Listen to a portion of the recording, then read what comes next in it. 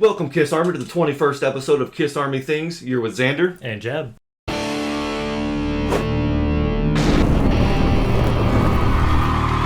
In today's episode, we're going to be talking about the Off the Soundboard Virginia Beach recording. Of course, it was just released, I think, last week for us. It'll have been out for a few weeks by the time this episode goes out, but we wanted to do our review about that. We've been anticipating it. Absolutely. Before we get into that, we will go ahead and get into the Kiss Spotlight. Every week we like to talk about what Kiss album, what Kiss CD or DVD we've been watching, listening to, and so just to talk about that. So you want to go first, or I'll go first for the Kiss Spotlight? Yeah, maybe? go ahead. Okay, I'll go first. So the Kiss Spotlight just came in this week. So for the Kiss Spotlight, I'm actually doing Kiss Alive 4.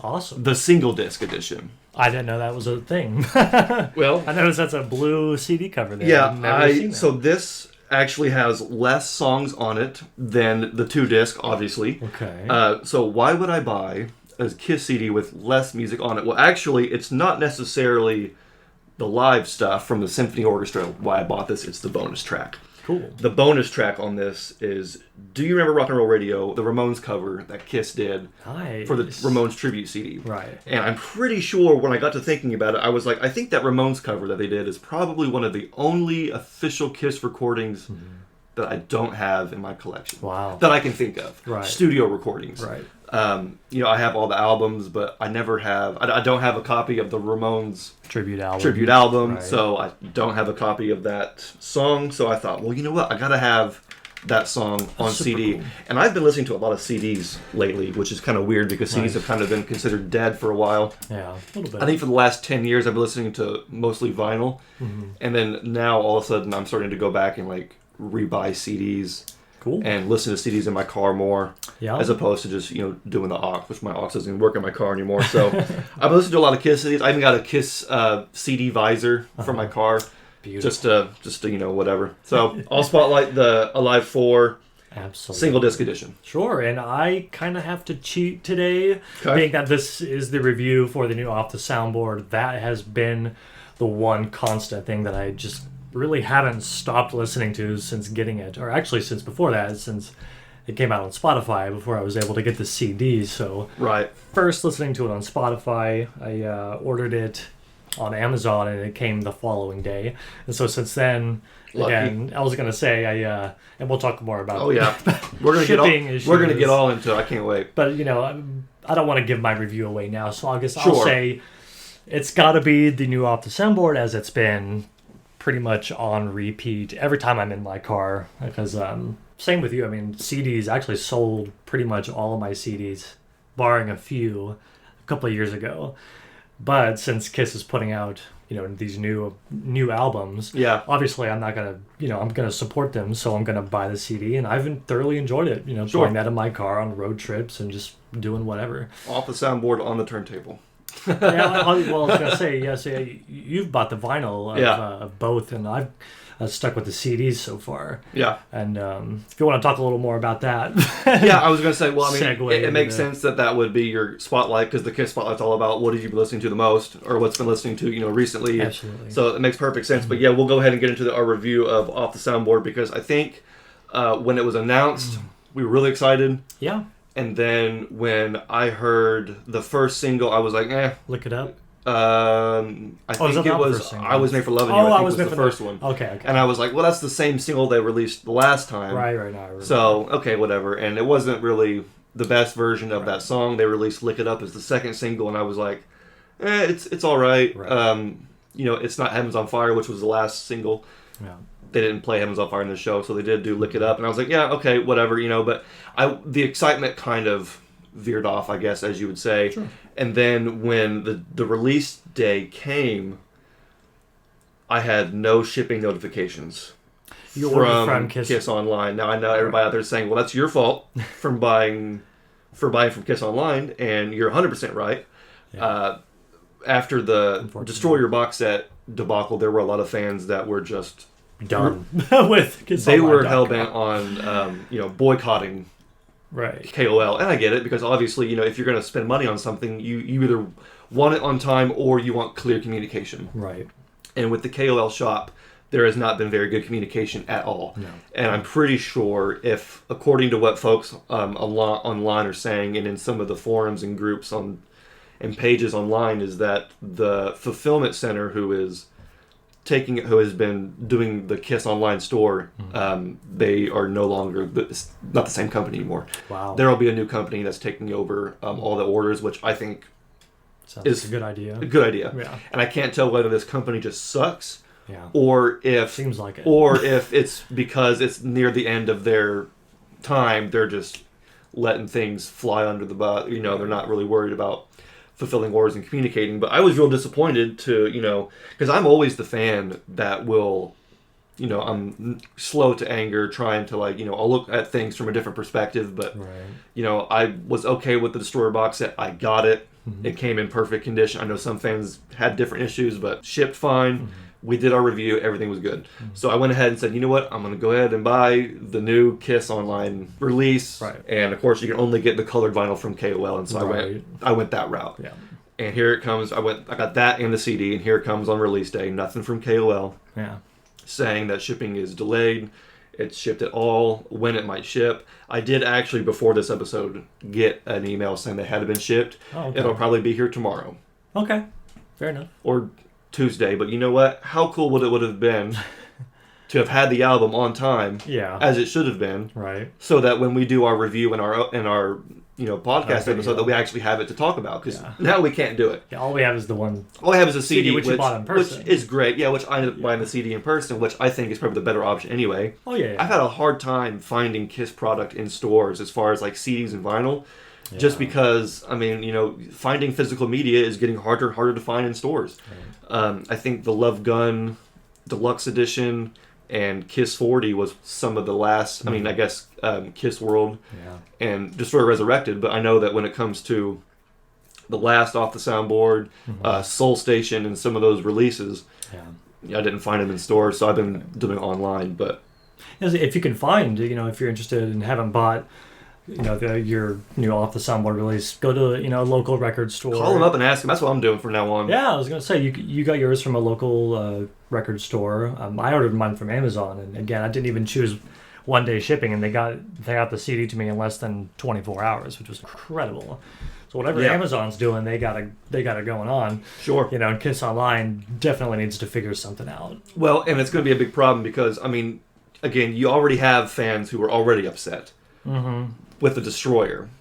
It's would have been a good time to really step up. And that made a lot of people not want to buy this new Off the Soundboard. I don't blame them. Specifically from KISS Online. Right. So that's already going to hurt sales. And now that you have folks who tried to even go ahead and give you the benefit of the doubt and still buy from KOL and you screwed them over, now you've potentially lost my business. Right. And, so this new company that's going to take over the KISS fulfillment center is going to have a hard time building our trust back because you already have fans who are way angrier and not as forgiving as I am. Right.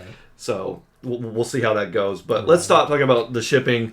We'll talk about the actual album because, I did go and get it from a local store. I asked the guy, hey, I didn't see it on the shelf. Do you have it? He said, yep, I haven't put it out yet. Here you go. So I spent the whole way home listening to it. Yeah. I've pretty much listened to it every day since it came out, absorbing it. Mm-hmm. I knew we were going to do a review, so I wanted to make sure I was prepared. So who wants to start talking about Off the Soundboard? Well, I can start by giving my first impression. I admit, I might get my negative thoughts out of the way first. Uh-huh. Just so we can end everything on a positive note and just sort of, that's how we should do things. But my initial reaction was the sound quality was not the greatest. Okay. Yeah, I agree. Listening to it, I didn't really pay that much attention when the first two singles came out. It just, because I was on Spotify, I listened to it with, cheap earbuds at work or something like that. Just, once I'm putting it in my car, I'm kind of expecting, it's from a later or a more recent date since the last Off the Soundboard release. I'm thinking, okay, there might be an improvement there. But I'm noticing the drums and the bass especially are really they're really quiet. Yep. It seems like Tommy's guitar is really up in the mix, and even the vocals sometimes can seem a little quiet. That was my first impression, and if I had to give one major complaint, that would probably be it.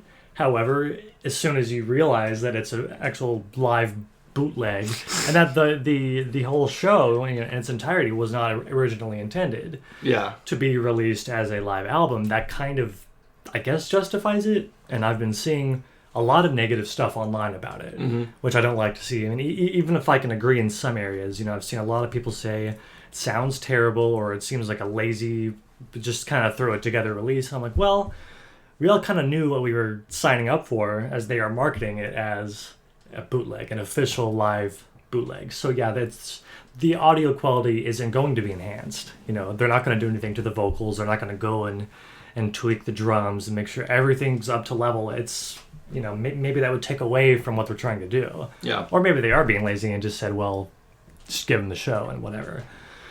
But those are my initial thoughts and kind of a little bit negative, but I will say the set list is absolutely killer. Obviously, that's pretty much the highlight for me. Yeah. But overall, I like also having another album to add to the current lineup collection. That to me is like that means something to me. Sure. Just having another album, you know. Of course, we still have the Kiss Rocks Vegas, which is the definitive. That's the definitive current lineup. Because that is one where they went in and enhanced everything and made sure everything was leveled properly. And they packaged it well. It was a proper release. Right. They put it in theaters just for the fans. Yeah. They made sure to do it real nice and nice and pretty, if you will. But so yeah, I think I shared some of the same things you did. Where I heard the first two singles and just wasn't impressed with the choices that. Especially, I Was Made, because it was over the first single. But I wasn't really thinking about the sound quality, like you said, until I actually got it and was in my car listening to it. And I could already tell that it was a step down from the 2001. Right. And here's what bugs me is that, just for the heck of it, I went and found one of the Instant Live CDs that they had in 04 that you could get from the show. I couldn't buy one because they're either really hard to find or when you do, they're expensive. So I wasn't able to purchase one for myself. But you can find audio files to actually at least preview and listen to. Yeah. And so I checked out some of the Instant Live CDs stuff that you could get from this tour, and it sounds miles better. Really? Get up and get your grandma out of here. Pick up. Oh, Jim's working hard this year. I'm talking. That's disappointing. I'm talking enough to where you hear the Instant Live, you're like, oh, I want that. Wow. I want that. So I wonder what the difference is then. Why would that sound better than this official release? I mean, they're both official. I have no idea. Wow. Yeah. I have no idea, other than if it was like some kind of source. If they were using this source for the Instant Live, and then this is like soundboard, and this is like a pure soundboard, just raw audio. Like if they had like another recording, or something else recording, or as well as a soundboard, and that was the Instant Live, but now we're getting the soundboard. Right. Whatever it is there's a definite difference between assuming that, because it wasn't the Instant Live I previewed was not the same Virginia Beach show. It was another show, I think, a month prior on that same tour, same lineup. You know, it should be the same, you would think. Yeah. So the fact that there was that big of a quality difference in the Instant Live CDs versus this was kind of disappointing. It is, yeah. You made a good point, though, that we have to realize that every single one of us knew that this was a live official bootleg, and that it was called Off the Soundboard. Right. So for any of us to expect there to be this crystal clear quality, when you watch the DVD for Rock the Nation, which is partly that show, and then you listen to the audio, clear difference. Clearly they went and produced one versus the other. As a matter of fact, you listen to some of the tracks on the DVD, and you hear Paul singing, and then you look at Paul, and he's nowhere near Mike. There's been editing there. Parasite, I think, was one. I know Parasite was one. I think even I Live It Loud and War Machine are a couple other ones where on Rock the Nation, the DVD, you hear Paul singing, but he's not singing in the microphone. Yeah. And that's where they went and sounds good, looks good. They enhanced it. But it's not enhanced. So this, you're getting a literal raw off the soundboard. Right. And so that is going to translate to not the best audio quality. You're going to hear all the flubs and the miscues or any mistakes that they might make. That's just part of it. That's just rock and roll. Right. Now, having said that, I do kind of agree that this is a lazy release. Okay. Because this set list is great. Yep. I think that's probably the reason why they went with this, is because you can't, I mean, the Kiss set list, Kiss's hits are Kiss's hits. They're going to play Kiss's hits for the masses. But you do have these tours like this Rock the Nation tour, and even you had some stuff like Talk to Me and I Still Love You off the Soundboard, which you don't really get a lot. Yeah. That's what we're looking for here, is some of these tracks and some of these set lists that are a little more unique. And this is definitely the one as far as the tour goes. But this show, maybe not. Yeah. Some of the shows in Australia, I know they played I Pledge Allegiance to the Rock and Roll Oh, wow. off of Psycho Circus for the first time and only time. I would love to hear that song from Psycho Circus. I Pledge Allegiance. It's one of my favorite songs off that album. Yeah. The fact that they even tried it, great. I know they played All the Way and some other songs on this tour, Love Her All I Can, that you don't get on this Virginia Beach show. Parasite is a song that they played on the Rock Nation DVD in DC, but did not end up on this set list, which, I mean, it is what it is. Actually, I'll tell you one thing. Just for the fun of it, I wanted to listen to the Virginia Beach show and watch the Rock the Nation show. Yeah. And see which songs are actually from Virginia Beach that made it onto the DVD. Right. And I figured out that the majority of that show, the Rock the Nation, is the DC show. Oh, the July okay. 24th. Interesting. Every track on the Virginia Beach off the soundboard where they say Virginia Beach, they can't use that. Yeah. Because in the DVD version, they say DC the whole time. Right. So they can only use the versions where they don't say, Virginia Beach. And so, which is pretty limiting, because there was only a few actually on there. I know for a fact that the versions of Love Gun, Deuce, Making Love, Lick It Up, and even I Live It Loud that you hear on this are not on the DVD. Okay. The ones on the DVD of the first several tracks are from DC. Yeah. And then once you hear songs like She, Tears Are Falling, Christine 16, and War Machine, those on the DVD are from the Virginia Beach. And I was kind of... When She came on, because She's a song that we were kind of looking for. Yes. When She came on, I found myself immediately singing along to Gene's ad-libs. Ah. And I kind of stopped and was like, no. And I'm like, Somehow. no, I ain't that good. Like, Kiss fans can, like, sometimes when I Love It predict. Loud, I Love It Loud when Gene, and it goes like this. You can, it's different every time, but you get the general template. I was like, there's no way I'm just getting every single ad-lib perfectly the first time. There's no way. And I realized, wait, this is obviously the version from Rock the Nation. I've heard this before. I've been hearing it for years, and therefore memorized it. So, but it was cool to hear that. Some of the stuff in the DVD. They actually were pretty clever with it, because after War Machine on Virginia Beach, that's on the DVD. And then Paul's Banter setting up 100,000 Years is on the DVD as well. And then as soon as they get to the song 1,000 Years, it cuts to the DC version on the DC or on the DVD. And I noticed that watching it. I never would have noticed it before, but when I listened to watched side by side, I wanted to see some of these differences. Interesting. And probably the biggest thing I noticed was when King of the Nighttime World came on. Yeah. I was like, wait a minute, how come I've heard this before? How have I heard this? Because Tommy, when it starts, Tommy tries to hit that bend for the opening note. And then he stops. And he stops. And then does it and again. starts it again. Yeah. And the reason why that stuck out to me the first time I heard that is because Tommy Thayer never messes up. Right. You know, like for Tommy to mess up, and he's such a professional. He's so like precise and just a really solid guitar player that, when you hear Tommy like stop, start, and start again, I mean, again, I'm not holding anything against him. He did it well for, it sounds somewhat natural. And again, and nobody actually cares. It's not a big deal. It's something that you just notice. Right. And you pick, again, like Gene's ad-libs on She, it just sticks with you. There's certain things that stick with you. And so I'm like, why have I heard this version of King of the Nighttime World before? And I realized that I thought back to when they released Monster, the Japan edition of Monster. They released Right Here, Right Now as a bonus track. Right. And a previously unreleased version of King of the Nighttime World. Is it the same version? It's the same version. Huh. And I was like, wow. Connection there. Yeah, I was like, wait a minute, how did I, I picked it up pretty quickly. I was like, wait a minute, let me go back and make sure. That's weird. And it does sound like they used the Virginia Beach July 25th, 04 version of King of the Nighttime World on the Japan edition of Monster. And that's what kind of makes me think this is a lazy release. Yeah, I was going to say, it kind of makes it even more of a strange choice, being that some of it's already been released on one project, the DVD, Rock the Nation Live, and then another song has already been released as a part of a different thing. So it's almost like you have two different. Yeah, it's not that new if you really boil it down. Now, I will say, granted, that it's really, really tough. It's going to be tough for them to give fans something that we've never heard before. Almost impossible. Because even if you and I have never heard something before, there's somebody out there that already has it, has heard it, has ran through it, and then some. Right. And then beyond them, there's always somebody else that's even, more elite, if you will, as far as like Kiss fans and their knowledge of all this minutia. Right.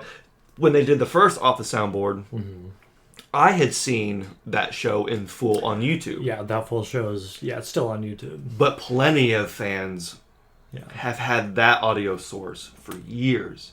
Not the masses, right? But some of these some of the audiophiles, some of the more hardcore Kiss fans, bootlegs, some of the more bootleg collectors, the longtime fans already have a lot of this material. So they are going to have a hard time. But even so, this still feels like one where they could have, if they're going to do this lineup, which good, this tour, good, maybe a different show. That would make more sense. If you want to push the idea of having all these really cool set lists, then get the best set list for. Right. And I understand where this may have been something that was really easy and on hand. Safe. It was a safe release. It sounds very safe and on hand. Right. And that's okay until it's not. Yeah. And I'm hoping that whoever is in charge of all this is okay with hearing some of these comments, and also are willing to listen to some of our fans' comments, because we are the ones that are going to continue. They've already got a list of whatever ones they're doing. Probably. They already do. Probably, but the folks that are watching this, the folks that are making their own reviews, the folks that are, like you said, making negative comments online, we're the ones that are clearly buying it. It's the diehard fans. And so you need to listen. And so I'm hoping that rather than them just saying, "Oh well, we'll just stop doing it," or "Okay, well since sales are lower because of Kiss Online," I do want to see a third release. Yeah, I was gonna say, the reason why I still bought this, and the reason why I'm not shitting on it is because I still love it. Right. I still want more of it, but I am gonna get in there and say, okay, well. Here's what we can work on. Right. I think you and I have already talked about the idea of the lackluster packaging. Yeah. The packaging is still... Again, the packaging is... it is a bootleg. Mm-hmm. It is off the soundboard. And so having that kind of quick... they have the logo kind of slapped on there. And then on this one, it's slapped on there in a different position. And it's cardboard. Yeah, okay, so the cardboard is that's what bugs me the most. It just looks bad. The German editions that you can get of these off the soundboards are white with black. I would love that. Those look sick. Yeah. Those look sick. I would prefer it's the look of the brown cardboard. It's it's also the feel of it. I get that, it totally makes sense. They can get away with it because it's a bootleg. They can just say, well, that's what bootlegs look like, even though there's some amazing looking artwork for tons of other bootlegs out there. But it's the look of that cardboard and the feel of it. It just feels so cheap, and it's because it is.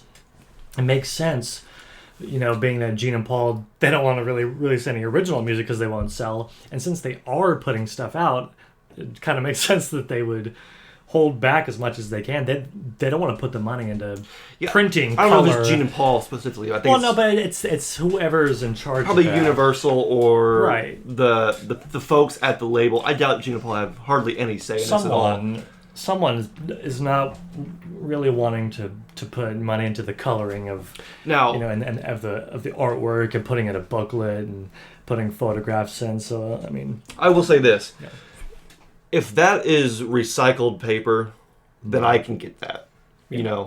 I understand the use of recycled paper, but I agree with you. They usually market it like that. If they would probably, they would probably market it that way. Yeah. But just in terms of aesthetics. Aesthetically, it doesn't look that great. I do like the CDs, the actual discs themselves. Sure. But just the brown packaging...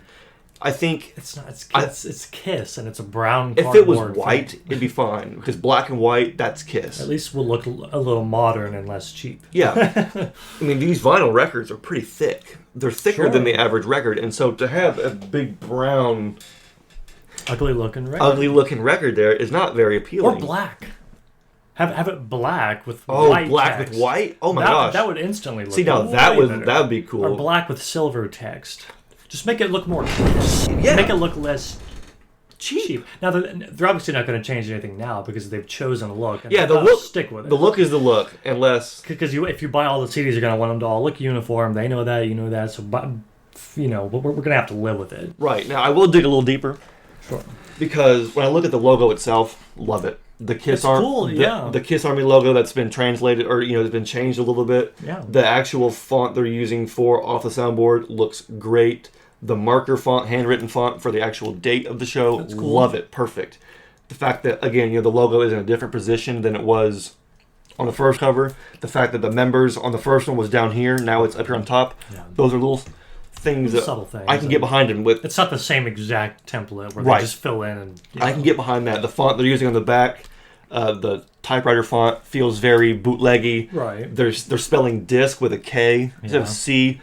There's small things that that they're doing. It's not god awful, but it's just when when you get excited for a new Kiss right. release and you go to the store. That to me is sort of the antithesis of everything that Kiss is about. And again, it all can be explained away by just saying it's a bootleg, and I get that. So that is the whole thing. Kind of like I want my cake and eat it too, right? Yeah. But you have to realize what it is, and I'm just lucky to get as someone, and I'm sure you're the same way, who just loves and can't get enough of live Kiss. Yeah, I'm gonna deal with the packaging. I wish every live show was a live album. That's why I think that's why they did the instant live and they did the Simfly live on the Hottest Show on Earth tour. Same thing. Yeah. They do that because they know fans love it, and we do. But we're also not going to be afraid to have our piece and have our say. Right. Well, I could. Are there any particular versions of certain songs that you like? Sure. Or give me the best version of favorite track and least Sure.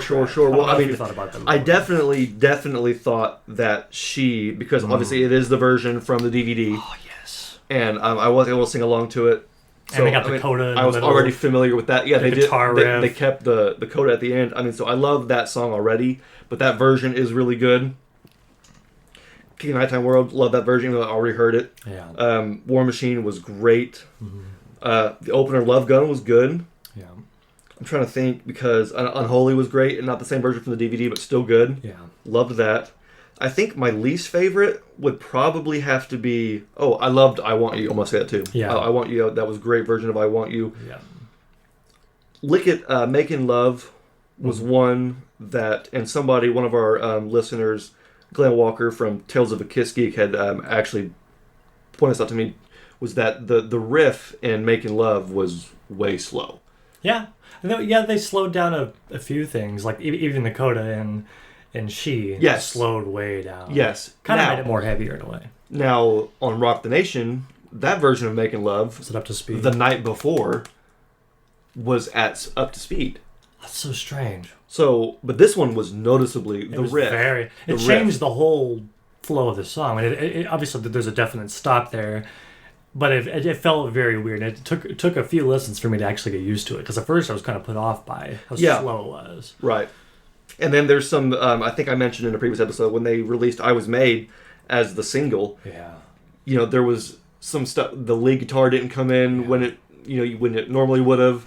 The do-do-do, that didn't come in. It was drawn out. It was drawn out. Now, maybe that was because that's when Paul flies. Maybe they... that is true. It could be, but of course, like I said, you can't see this show, you only hear it, so... Right. But that one makes sense. I'm going to go ahead and get a pass. I will excuse that. Sure. I'm sticking with Making Love as probably my least favorite from this. Actually, really? Actually, you know what? I'm going to go for another one. Wait, what? Do you have something you want to get off your chest? Wait. For sure. Well, maybe we'll get to it right now, because I do have one more that I was actually kind of disappointed in. Okay. Psycho Circus was one of those songs that I was looking forward to. That's one of your favorite songs, yeah. Favorite songs. I love the way they play it now. Yeah. And this was not that version. No. So maybe because Eric wasn't playing it in the same way, maybe because it was a different version.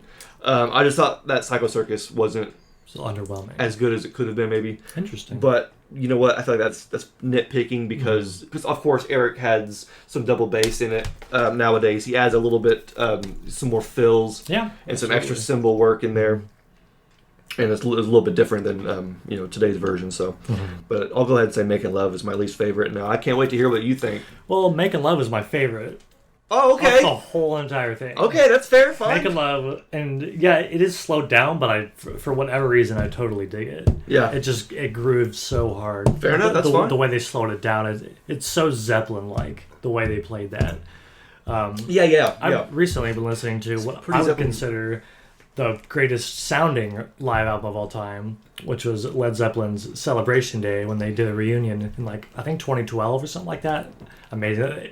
Hearing that, it kind of reminded me just of how Zeppelin that song is, the way they played that live. Okay. And perhaps the way Paul sings and everything. I like how your favorite is my least favorite. That's kind of funny. Well, that's why as soon as you said that, I was like, making that, first of all, that was one of the ones I was looking forward to the most, obviously, alongside, She and Unholy, a few of those songs and Got to Choose. Yeah. Just hearing those that you just don't hear a lot. And but no, I love Making Love. That's my favorite. Cool. Of the whole entire thing. And my least favorite, by the way, the guitar solo, Tommy's guitar solo on Deuce was so good. Yes. Go back and listen to it. For those listening, that was one of the best, Deuce guitar solos played by any Kiss member. Tommy was the highlight on this record. I think you're right. I think you're right. I think Eric and Paul. No offense to Gene. I mean, I think Gene's just. I couldn't hear Gene's bass very much on this release. No. I just and the drums were so compressed, so quiet. Yeah. But anyway, my least favorite was Tears Are Falling. I did not think that was a very good version of Tears Are Falling. I love the song, obviously, but the way it just sounds... I'm pretty sure it's the same version from the DVD. I just felt like it was not half-assed, but it just didn't sound... It just didn't sound good enough for me, for sure. whatever reason. Okay. But I didn't really notice anything, like you said, on Psycho Circus. Okay. To me, it sounded for the most part fine. I do love the King of the Nighttime World version. Unholy was great. That's they played my two favorite Kiss songs back to back, 100,000 Years and Unholy. So that's just cool for me.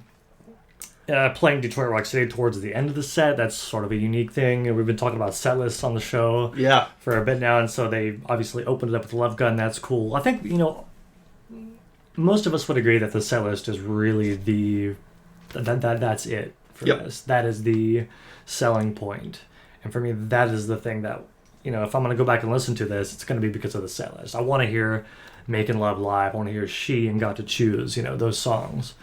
But yeah, I mean, how would you rate it in comparison to 2001? It doesn't. It doesn't. It doesn't. And that's because I just felt like the quality of Off the Soundboard 01 was a lot better. And that's going to affect the replay value of this. Yeah.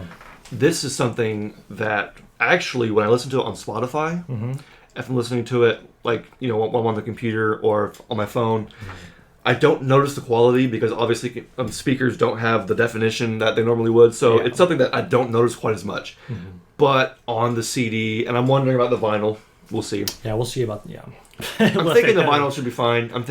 Should be fine. But in the CD or on the CD in your car, when you expect music to be loud and crystal clear, to have highs and lows, to have dynamic range, this sounds completely flat. There's no highs and lows except all highs, which I would expect from a soundboard recording. But this one just seems to be a little extra muddy. Yeah.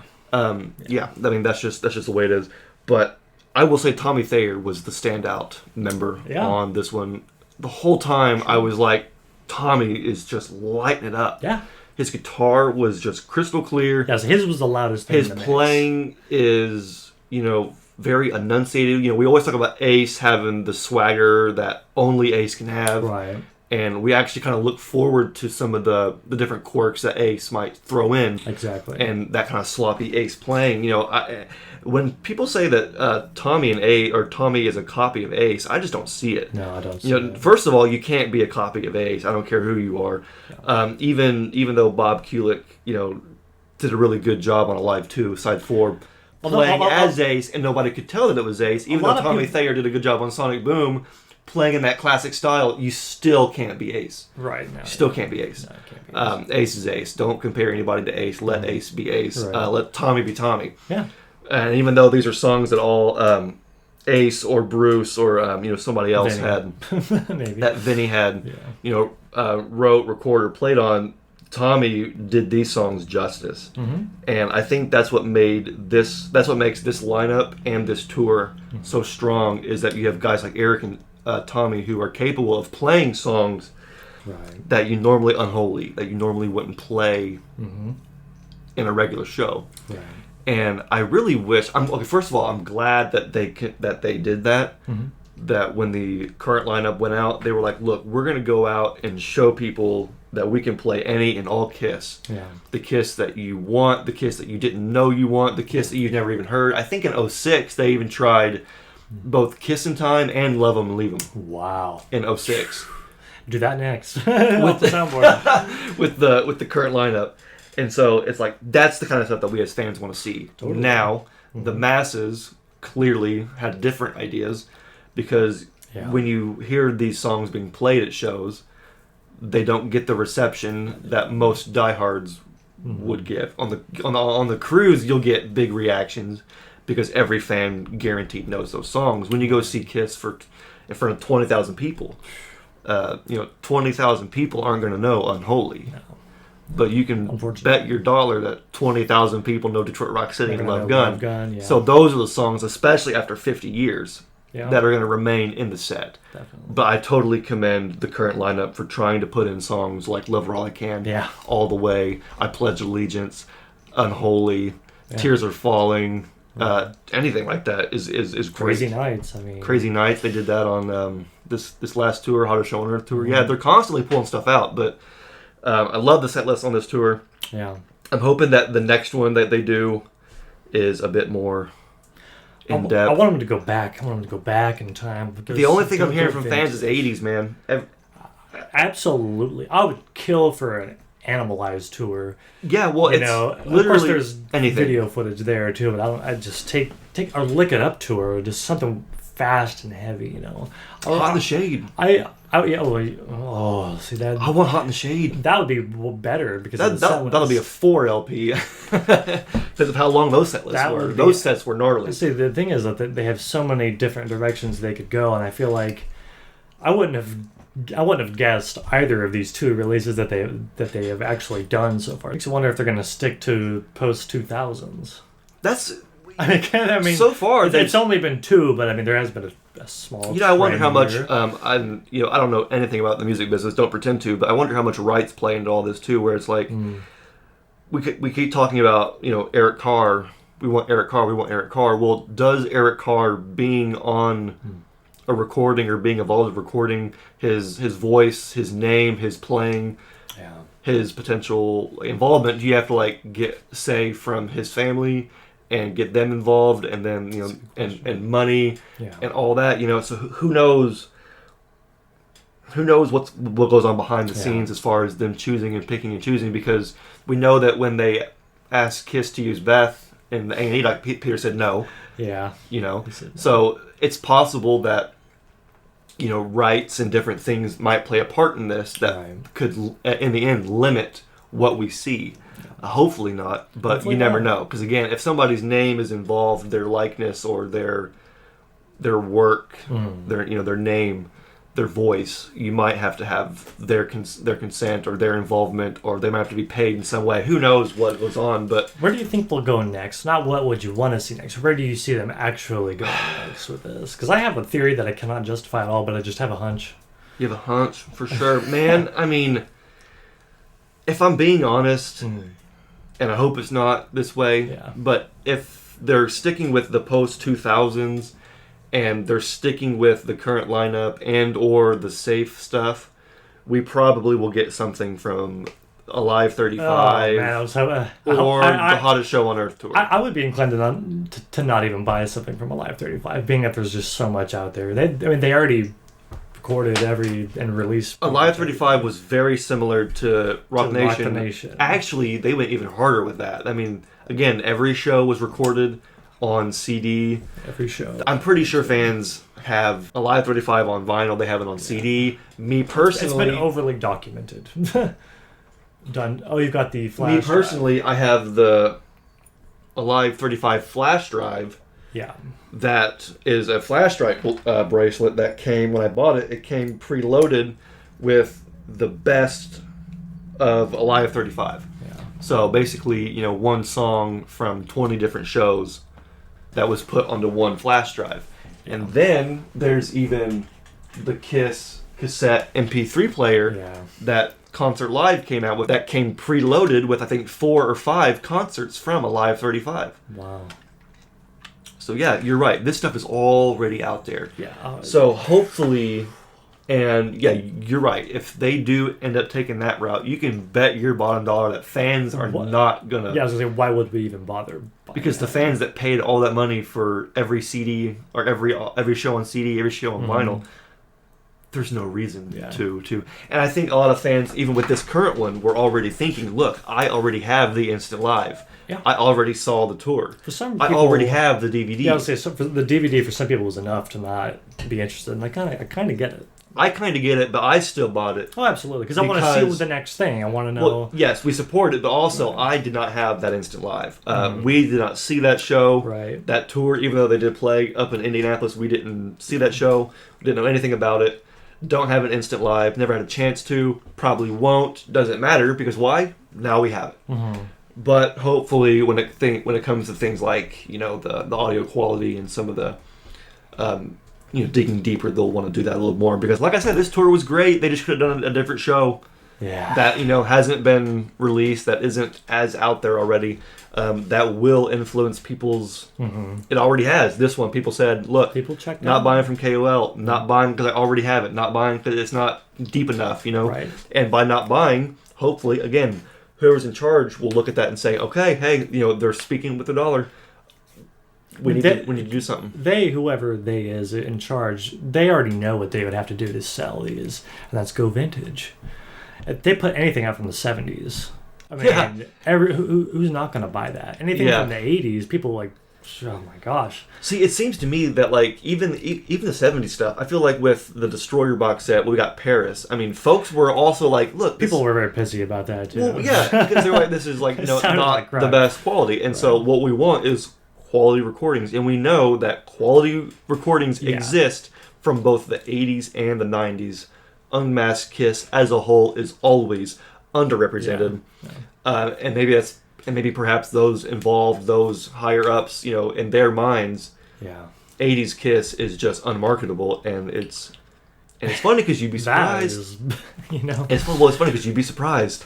You know what Kiss fans will get as soon as they do something from Animalize, Crazy Nights, Lick It Up tour, Hot in the Shade, Revenge. Dude, Revenge tour I would be all over. If they took one of those smaller club shows from the Revenge tour, I'd buy 2 copies for no reason. I'd buy 3 just to one up you.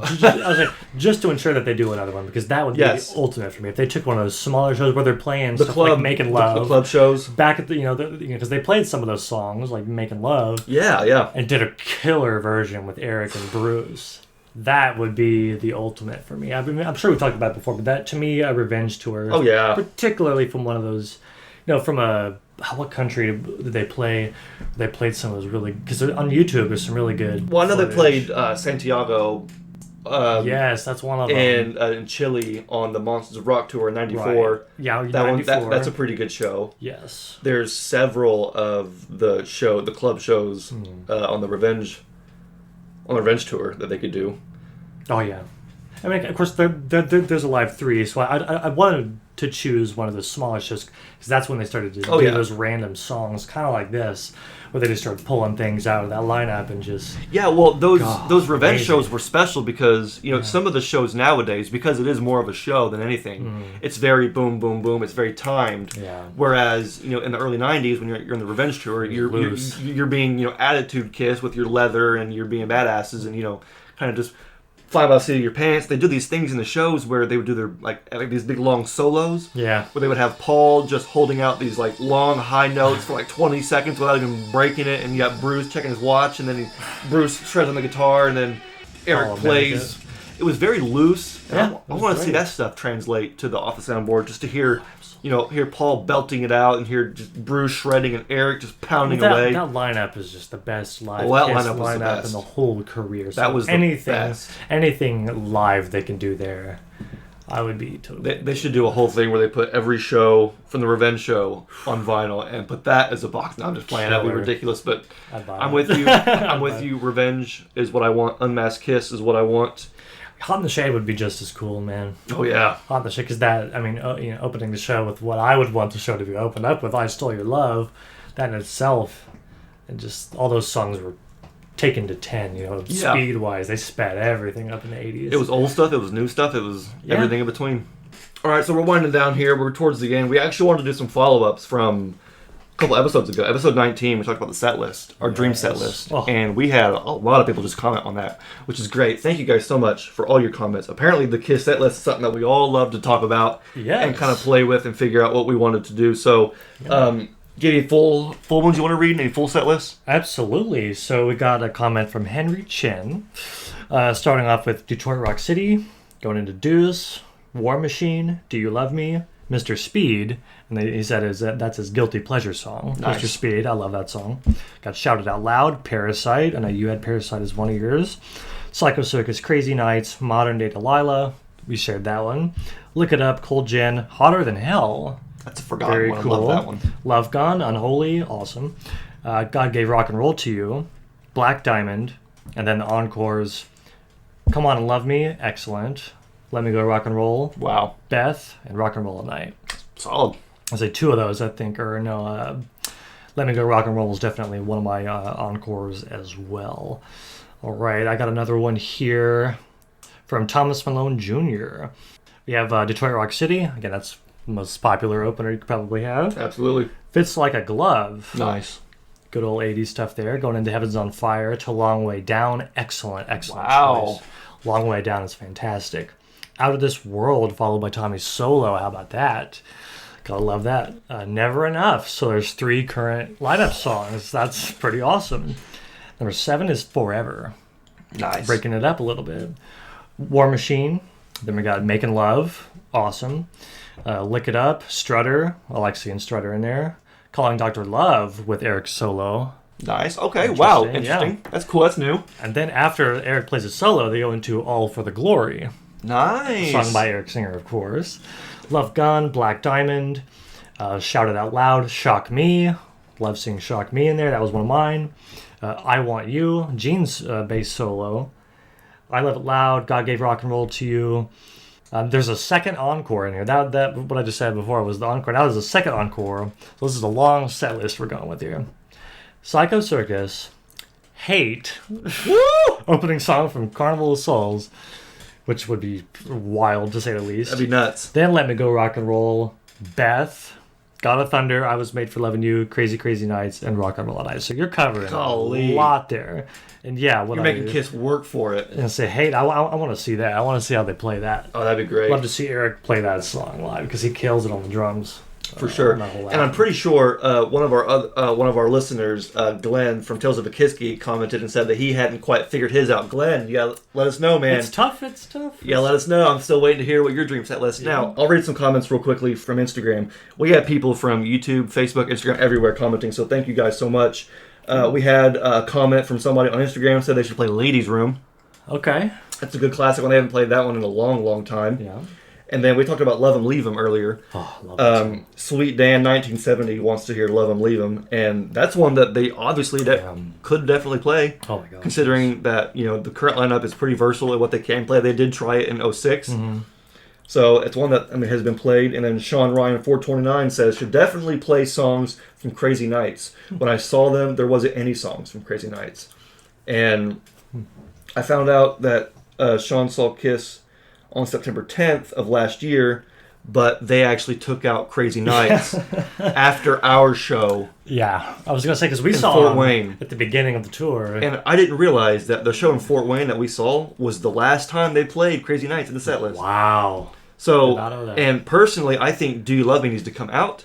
and Crazy Nights needs to go back in. Oh, and that's completely. And this whole tour, it's been flip flop, flip flop, flip flop. Well, I get that "Do You Love Me" is a classic song, but Crazy Nights is just it's an '80s classic. You already have enough from Destroyer as it is. There's enough from Destroyer. There's enough '70s Kiss. No offense. Yeah. Throw in some of the other stuff. So I agree with Sean Ryan 429. Thank you guys so much for commenting. We actually did have one from Facebook. Our friend Johnny, Johnny Kiss fan, says, I would add "Let Me Go Rock and Roll," I Stole Your Love, nice. All for the Love of Rock and Roll with Eric singing, and Out of This World with Tommy singing. Yes. What a great choices there. Yeah. We love "Let Me Go Rock and Roll." That song is just absolute straight fire. Yep. The whole time. "I Stole Your Love" is great. And then one thing I wanted to talk about was you read some and I just read some. Mm-hmm. We have a lot of fans with songs like "All for the Love of Rock and Roll," "Out of This World." All for the Glory. You saw "All for the Glory." You saw "Never Enough." Yeah, "Never Enough." We all had Martin and Delilah. Yes. You, me, and I think it was Henry that had it. Plenty of current lineup, Sonic Boom and Monster representation there. Surprising. How crazy is it that after a decade, all of a sudden those songs are good? Or not, Gotta give it time, Well, I was going to say, it's exactly. It's all about time, and those songs. Yeah, I mean, Sonic Boom had to grow on me for a while. Did it? Yeah, I love that album. Now, Monster was always awesome. Monster was a slapper from the beginning. Absolutely, love that album, and I love the fact that we have so many people who are chiming in and wanting to discuss Kiss with us. Yeah, we love it. Thank you guys so much. Be sure to subscribe to the channel. We love talking about Kiss with you, talking Kiss with each other. I'm not sure what the next episode will be, but we had a good time talking about the new Off the Soundboard. You'll be sure to know. You'll see on Instagram if I get my my vinyl in. It should be coming soon. I'm sure we'll crack that open on the next show if we get it. And just do a follow-up review on the vinyl. Yep. Give you a lowdown. But and we still have a Kiss show coming up this year. We got one more Kiss show in May. Yeah, I was saying that's coming up in like 2 short months. Yeah, and I was posting on Instagram asking people when their next Kiss show was. Mm-hmm. And we're not the only ones. I mean, we got people who are going to see Kiss also in Dayton with us. Nice. There's some folks that will be in Dayton. We got people going to see them in Stockholm, Helsinki. Nice. Verona, people in Daytona Beach. Yeah, they finally got that. They got that West Palm Beach. The West Palm Beach finally show. Rescheduled. I didn't think they were going to because they held off on that for a while. Yeah. I was worried about people in Florida. Yeah, and unfortunately the Kiss Cruise is already sold out, so we can't. Yeah, there it is. We can't go on the Kiss Cruise like we actually. But that's our fault because we didn't pay up when. Well, no, we were. I was on the waiting list. Oh yeah. It sold out mere hours before my time was available to book. It sold out. It sold out pretty quick, which of course I think the international fans had priority, which makes sense because I think they weren't allowed to go because of restrictions. So that makes perfect sense. Yeah. So we missed out on that. I think even the event in Nashville, Creatures Fest, I think meet and greet tickets are sold out for Peter Criss. Yeah. So it's just man, Kiss. You can't get enough. Literally. You can't get enough, and fans love it. And unfortunately, we're missing out on that. But we got one more show. We have one more show. Hopefully, at some point, expos will continue. I know we need a Kiss expo. We need to do our own. We need to do our own expo or something. Leave a comment if you would come to our own personal. Leave a comment if you're sticking with us to the very end of this episode. Clearly, you're fans of Kiss, and clearly you're fans of Kiss Army things. Yeah. So if you're still watching right now, leave a comment as to how far you would travel for a Kiss expo, and would you be willing to travel to Central/Southern Indiana? Southern Indiana. We're not saying it's going to happen, but we're just wanting to do something and go somewhere, and we can't do the Kiss Cruise, and maybe you can't do the Kiss Cruise either. I mean, that stuff is pretty expensive. You have to get your schedule in line. It can be pretty tough. Well, there's just been no word on the Indie Kiss Expo at all. That's no, and I think, because Keith is busy with Kiss, man. I know, but there's got to be at least a statement released saying we're not doing one. Well, I mean, saying, hey, wait till next year. It's going to be a biggest, baddest one yet. Well, I said, hopefully the next one they do is going to be, it's got to be huge, being that it'd be the first one in 3 and years. I noticed that the attendance was starting to wane after a little bit. After a little bit, it was always the same people, which is great. But can almost guarantee that as soon as one comes back, it's going to be a big crowd. There's going to be hopefully plenty of guests, and even if it's just the fans, getting together. I'm bringing the whole savings account. It's going to be on. Yeah, so we'll take this opportunity to put some money back for the next expo. Yeah. And for some money bag soda. Ooh, money bag soda. Some money bag Delicious. Soda. As we wrap up here, I did want to real quickly show a couple things, as if I haven't shown enough with a little show and tell everything. But never hurt anyone. So Jeb, you gave me the tip on this. I did. So yesterday, I got a text from Jeb. He said, "Hey, check out this Psycho Circus Gold CD. Hopefully you can see it. Hopefully there's no glare. I got my fingerprints on it now, but anyway."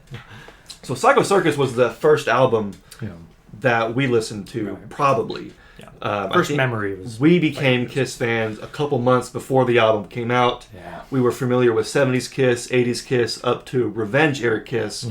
But we actually didn't realize there was a reunion. I was 1 year old in the reunion tour. You weren't even born yet. So when this album came out, that's when we realized, oh, Kiss is in makeup.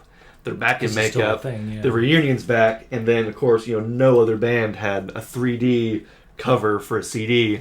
Cool. So, what other album do you want to listen to? We'll listen to the Kiss album. So, thank you for the tip on that. I went and picked it up. And then, actually, this just came in.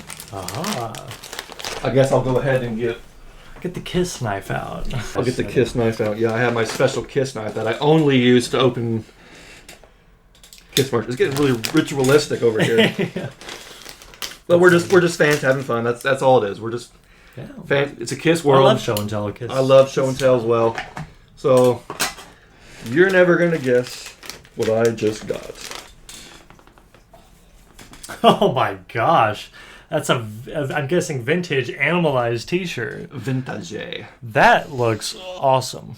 I bet that smell it. Some old guy's basement. Some old guy's basement. Oh, it does smell like dust. That's a kick-ass shirt, though. Did you buy it for me? That looks like it fit me.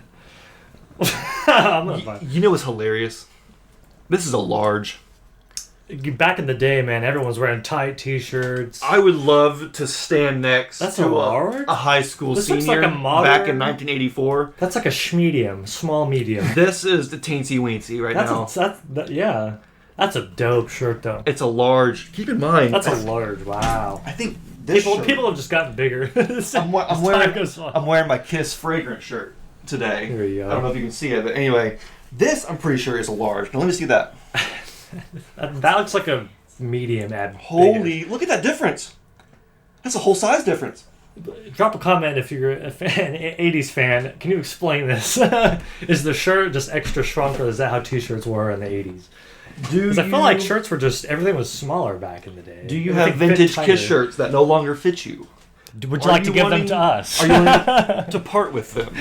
Send us a DM and we will take them for free. No. Send us your smelly t-shirts in the 80s. Dude, it smells like vintage. This thing was never... It smells like dust. It smells like... It was never worn. It's not bad. Yeah, it doesn't smell like it was worn. It was never worn. It's just been, I think I have this Hot in the Shade shirt. Oh, yeah, that was really cool, too.